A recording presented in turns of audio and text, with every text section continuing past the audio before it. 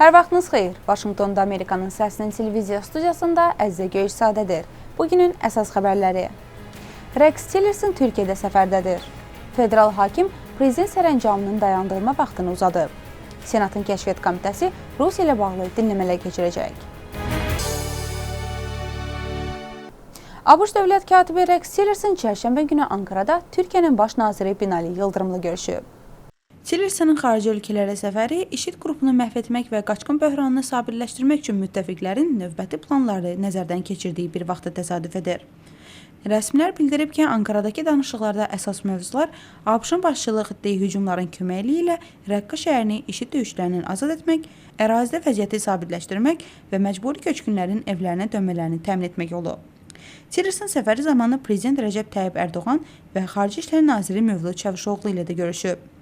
Baş ABŞ diplomatının Türkiyənin xahişi ilə sürgündə olan din xadimi Fəthullah Gülənin ekstradisiyasını müzakirə edəcəyi gözlənilir. Türkiyə rəsmiləri Fəthullah Güləni ötən ilki çevriliş cəhdində iştirak etməklə təqsirlə bilir. Ötən həftə Tillerson ABŞ-ın IŞİD-ə qarşı mübarizədə koalisiya qüvvələrinin rəsmiləri ilə Vaşinqtonda görüşlər keçirmişdi. Birləşmiş Ştatların Federal Məhkəməsi Prezident Donald Trumpın müsəlmanların çoxluq təşkil etdiyi 6 ölkədən vətəndaşların ABŞ-a girişinə və mühacir qəbuluna qadağa sərəncamının icrasının dayandırılma vaxtını uzadıb.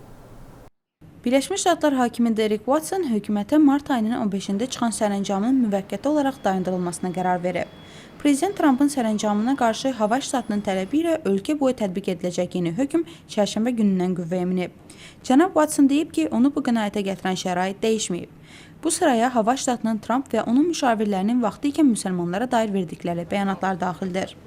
Hava ştatının baş prokuroru Douglas Chin çərşənbə günü Honoluluda keçirilən məhkəmə zamanı qadağa ilə bağlı verilən sərəncama qarşı çıxıb. Hakim belə bir qərarın konstitusiyaya zidd olduğunu deyərək, prezident tərəfindən verilən qərarların yalnız dünyəvi prinsiplərə əsaslanmalı olduğunu vurğulayıb. Trump prezident kampaniyası dövründə müsəlmanların ABŞ-a daxil olmasına qadağaya səsləmişdi. Sonra bu siyasət dəyişdirilərək terrorizmlə əlaqəsi olan ölkələrdə ekstremal yoxlamaya çevrildi. Trump administrasiyası israr edir ki, sərəncam müsəlman qadağası deyil və milli təhlükəsizliyin qorunmasına xidmət edir. Beynəlxalq Qırmızı Xaç Cəmiyyəti aclıq fəlakətinə uğrayan Cənubi Sudana havadan ərzaq yardımı çatdırır. Havadan ərzaqların çatdırılması münaqişə səbəbilə didərgin düşən minlərlə insana yardım etməyin yeganə yoldur. Qırmızı Xaç didərgin düşən və onlara yardım edən icmalara tonlarla yardım çatdırıb.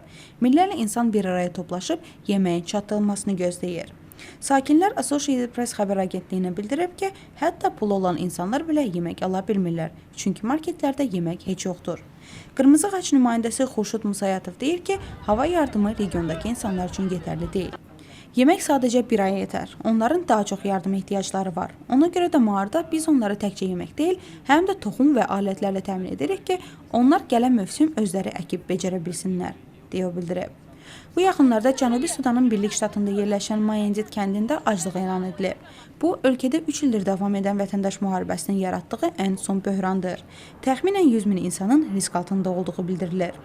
Beynəlxalq yardım agentlikləri isə bildirir ki, 5 milyon insan, yəni ölkə əhalisinin 40%-nin təcili yardıma ehtiyacı var.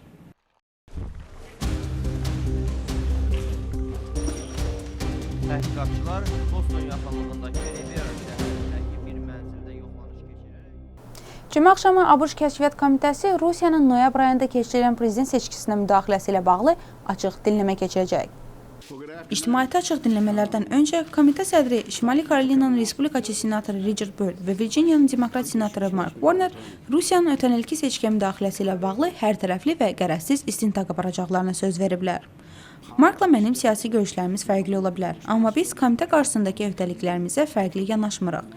Bu öhdəlik isə Kəşfiyyat Komitəsinin etimad və ehtiramını qazanmaqdır ki, onlar məlumatları bizimlə açıq bir şəkildə bölüşə bilsinlər, çünki bu bizim işimizi asanlaşdıracaq, deyə senator Burr bildirib. Warner da bənzər fikirlər ifadə edib.